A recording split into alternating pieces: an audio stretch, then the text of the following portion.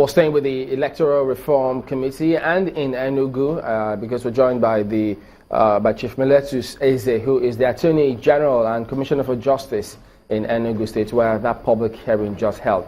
Good morning, and thank you for joining us today. Well, there's been several reports. Thank you. Several reports credited to the governor, where he's quoted to have said there has been no free and fair elections in the country in the last couple of years. What do you think fuels this narrative? Is it a dominant narrative in the state? Hello, I'm not hearing you very well. Several reports quoted the governor saying that there has been no free and fair elections in the last couple of years. Is it the thinking of many in the state? I do not think that report is correct. It said that it is correct that there cannot be any 100% free and fair election in any place in the world. It was not referring specifically to Nigeria. So Nigeria is inclusive in the area he referred to. Okay, so the recommendations at the public hearing, what kind of impressions were given on the day? The address the governor read represents the position of Enugu State with respect to electoral reforms. It was of the view that we have to do a lot of things to at least make our elections to be free and fair, or freer and fairer as it has been before.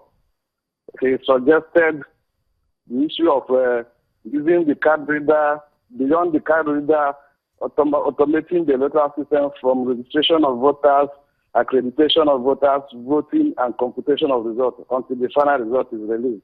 And also making the use of card reader admissible in court as evidence after elections have been held. That is a major area he recommended.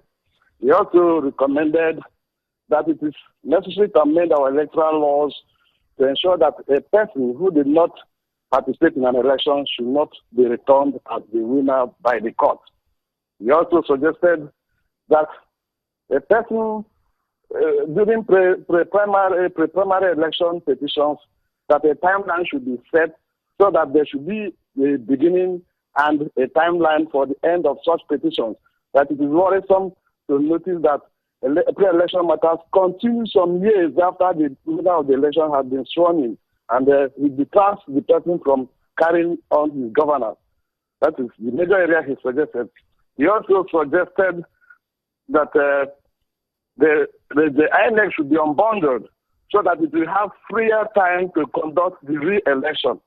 He suggested creating a different body for constituency delimitation, legislation and regulation of political parties, and prosecution of electoral offenders.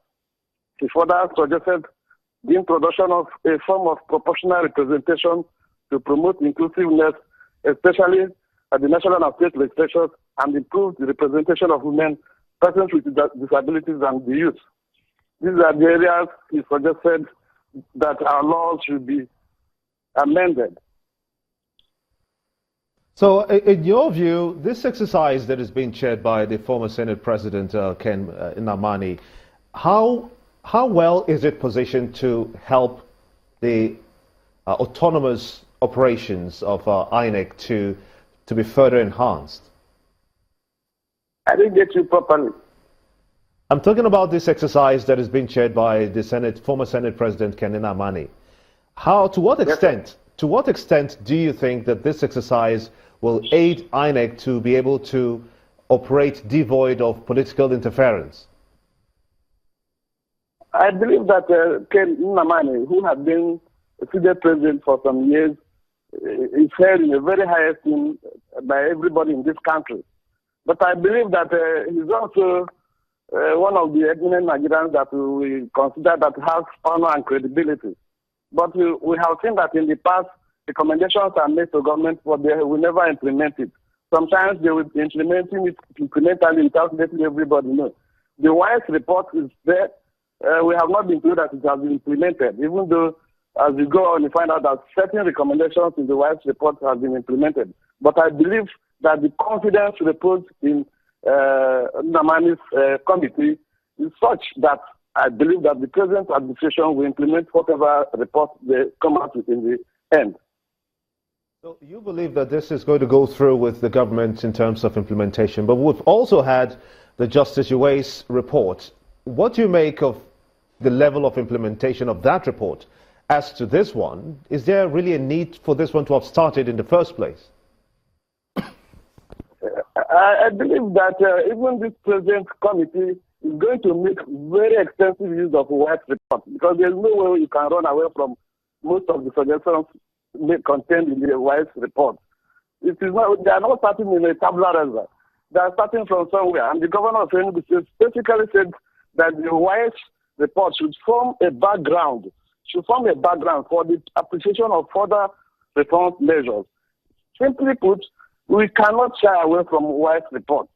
And but because political process is dynamic, new and emerging issues have arisen which require fresh and fresh-vetting, robust engagement to ensure that we incorporate it in the system or in the report already made by Uwais report. You know, some of the recommendations that the governor put forward there, they do appear as though, well, if they take a look at them, who knows the kind of impacts we will have. But about the card reader, where the governor suggested that it be recognized by law, do we say that they're satisfied with the performance of the card reader so far? I believe there's improvement for everything, but the card reader introduced some element of trust in the electoral system, and I believe it should be improved upon. And we have to cultivate the culture of accepting changes. Inertia is one of those things that is killing us.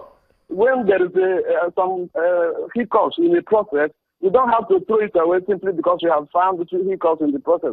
We rather call for improvement in that system. So I believe the card reader system should be sustained and improved upon. Just hold the line. We'll come back to you and look at some of these recommendations a little further when we return. Don't go away.